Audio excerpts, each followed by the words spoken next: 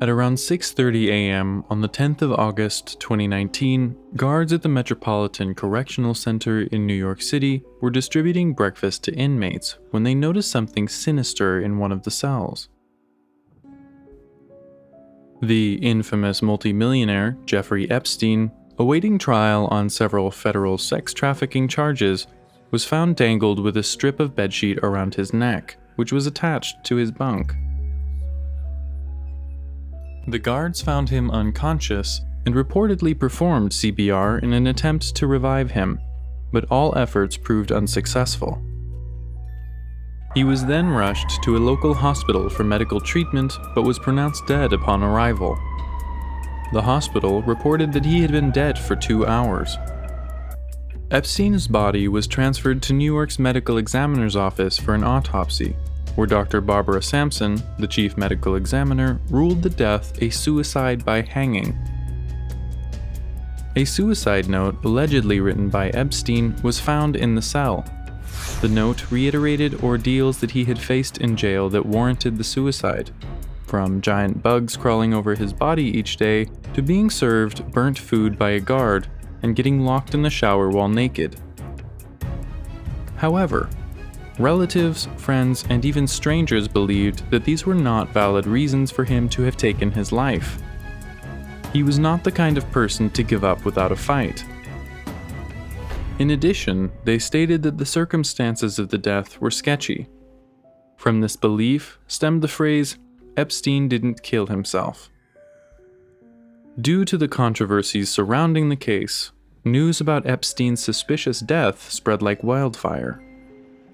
The founder of Warrior Dog Foundation, Mike Ritland, had stated, "Epstein didn't kill himself," during an on-air interview with Fox News presenter Jesse Waters. And Epstein didn't kill himself. According to Ritland, he blurted out this statement to keep the Jeffrey Epstein story alive. Likewise, during the 2020 Golden Globe Awards, Ricky Gervais suggested that Epstein didn't kill himself while joking about a suicidal character in his show. He didn't kill himself, just like Jeffrey Epstein. The phrase was used as a hashtag on several social media platforms and scrawled in public places. The result of a poll conducted on the subject in the US showed that 16% of people believed it was a suicide, 45% stuck with the murder theory, and 39% were undecided. Was it suicide or was it murder? This video will explore this dilemma by examining the facts and controversies about the case. Let's get into it. Jeffrey Edward Epstein was born on the 20th of January 1953 in Brooklyn, New York. He attended the Courant Institute of Mathematical Sciences in New York, but never completed the degree. Despite his lack of credentials, he secured a job teaching physics and mathematics at the Dalton School in Manhattan. A parent of one of his students was impressed by Epstein's intellect and recognized his potential. He introduced him to a senior partner at the Wall Street investment bank Bear Stearns in 1976. Again, he was offered a job and became partner just 4 years after he began working there. In 1981, he lost his job and the following year started his own firm, J. Epstein & Co. The establishment of this company marked the beginning of his journey as a successful financier and broker. At the time of his death, he was worth a total of $559 million. However, was not widely known for his vast fortune, but rather for something sickening.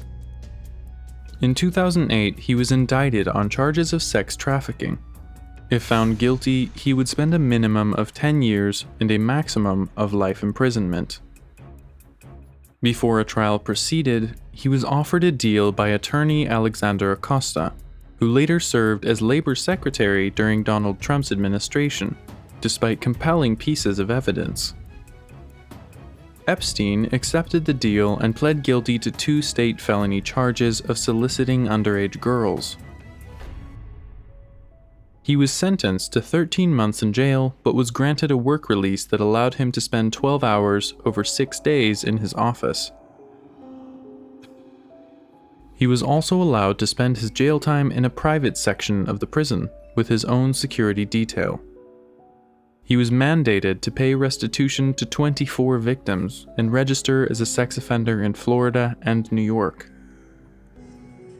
Even though he stayed out of jail for 11 years, the law soon caught up with him again. Epstein was arrested on the 6th of July 2019. This time around, he was indicted on federal charges for the sex trafficking of minors. He pled not guilty and applied for bail. His lawyer proposed home confinement in his New York City townhouse, with an ankle tracker and bail set at $77 million. On the 18th of July, he was denied bail. He appealed the decision at the United States Court of Appeal and was still pending at the time of his death.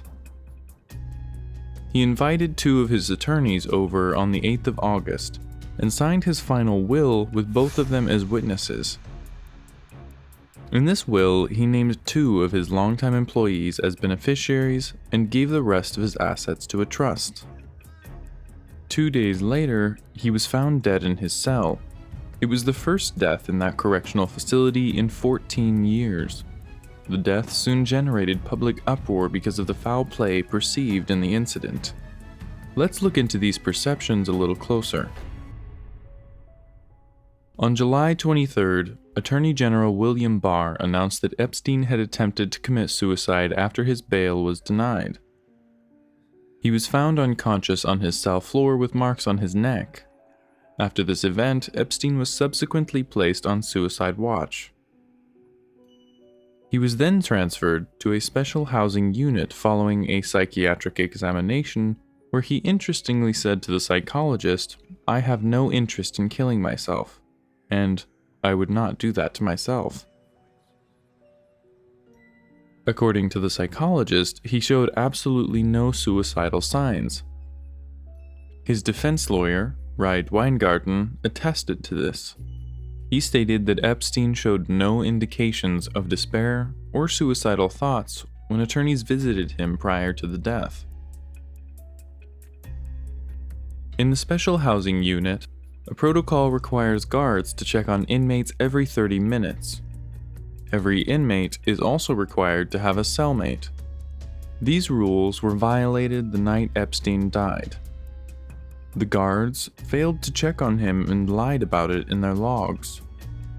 The guards in question, Michael Thomas and Tova Noel, were not convicted either, rather given mandatory community service instead.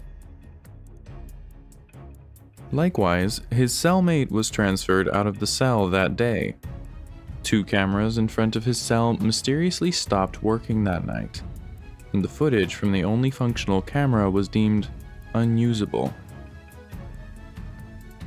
Everything appeared like too much of a coincidence.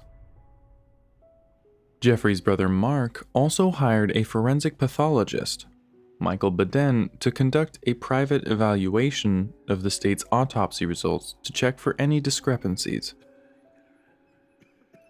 In October, he announced that the details of the autopsy were more consistent with homicidal strangulation than suicide by hanging, as claimed by the state.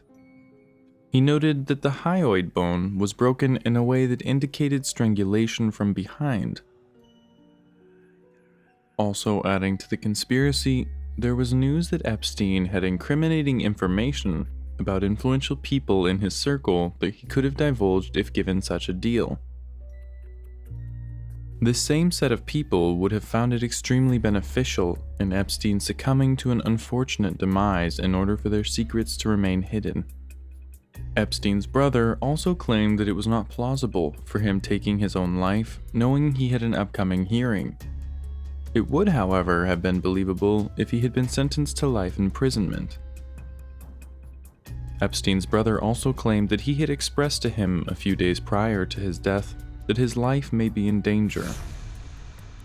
There are speculations that his suicide attempt in July was fake, and he just wanted to get transferred to special housing unit for his own protection. Finally, prison officials showed gross misconduct with how the incident was handled. In accordance with the Bureau of Prisons, suicide scenes are mandated to be treated with the utmost care, like crime scenes, in order to help the investigation. The guards did not preserve the scene as required. They also failed to take pictures of the body as it was found. In people's opinion, correctional officers are well trained and wouldn't make such mistakes unless it was an attempt at some kind of cover-up. Despite the overwhelming evidence pointing toward foul play in Epstein's death, some occurrences now appear as warning signs of suicidal behavior. These just seem to go unnoticed.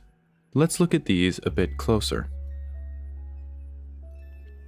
Epstein called his lawyer out of the blue to update his will just 2 days before he was found dead. What was the rush? Only people who think they might not have long to live would modify their will in such a hurry. This action can be construed as intent to commit suicide, and he was trying to get his affairs in order. A few hours before his death, several implicating documents from a civil lawsuit surfaced.